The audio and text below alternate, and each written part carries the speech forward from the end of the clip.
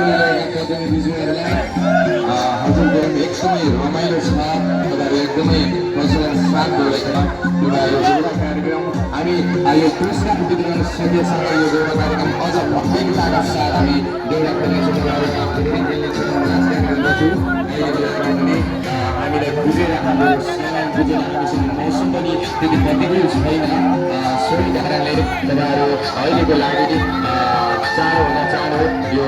एउटा कार्यक्रमलाई सबको रोकिदिएर हामीलाई सहयोग गरिदिनु अनुरोध गरेँ।